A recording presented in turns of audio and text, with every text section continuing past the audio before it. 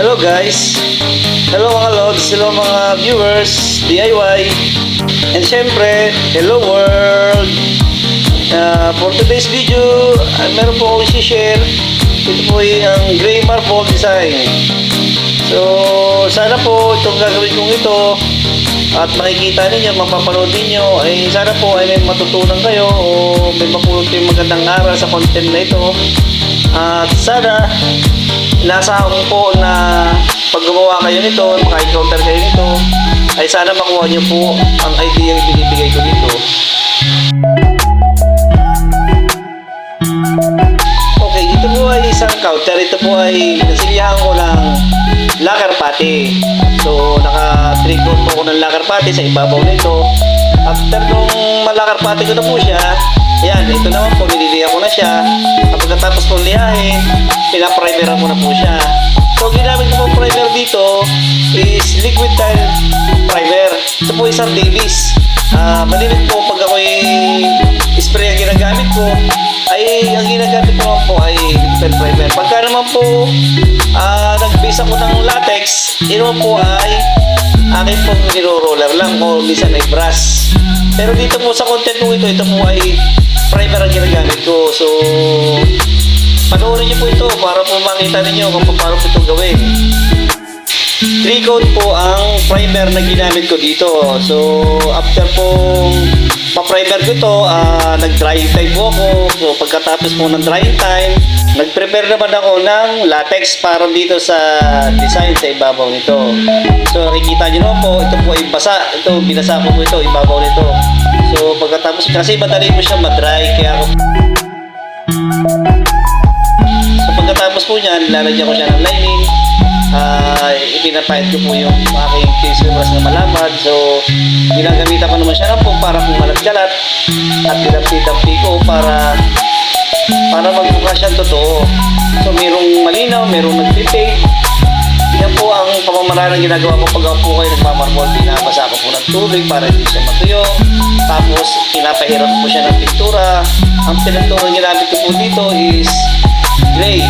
Gray na medyo mapula po. Yung po kalimitan kong ginagawa. Nilalagyan ko po ang white po ay nilalagyan ko ng konting black at saka konting barchina para magbuka pong ang pagka-gray niya ay medyo mapula-pula.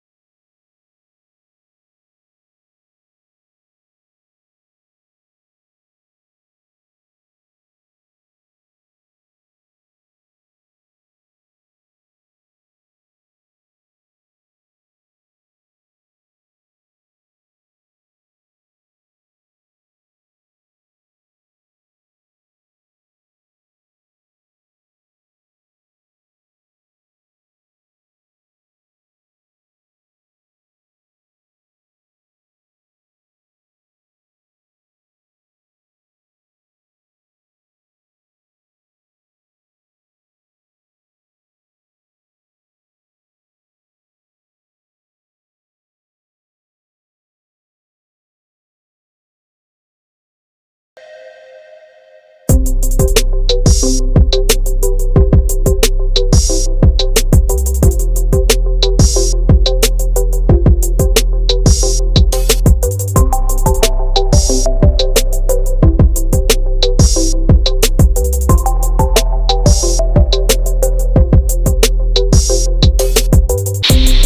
at after natin may pahid ang ivory, ito ay syempre nilagyan natin ng drying time. So pagkatapos nung drying time na yon, ay ready naman tayo para sa top coat dito. Ang ginagamit ko po dito top coat, liquid tile top coat clear. Ito po ay gawa sa Davis. Malimit po ito kasi ang ginagamit ko. Nakasanayan ko na po ito. At saka isa pa ay na-garantiya ko na rin po na may katibayan na ginagamit ko ito. Malimit po ito ang ginagamit ko. Mapa-varnish, mapa-marmol. Yan po, malimit ang ginagamit ko yan. Kaya nakikita nyo naman po yung kintab niya is mapapalutang natin yung pagdidesign natin ng pagmamarmol. Lumulutang lalo sa pinapakita niyang kintab. At bukod po sa kintab na pinakikita niyan, may tibay din po yan na may gagarantiya.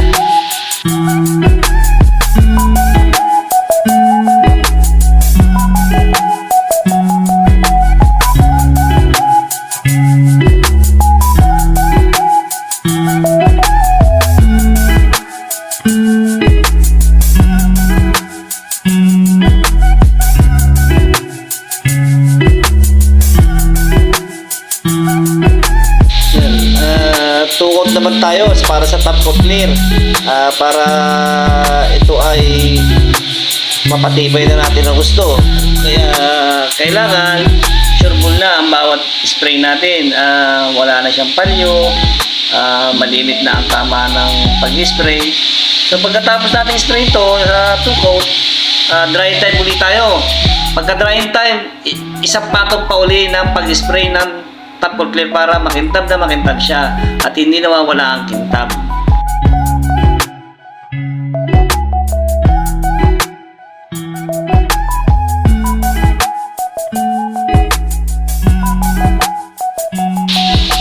Yan, ito na po ang pinaka-finished product ng ating pagmamarbol. Ito pong gray marble finish.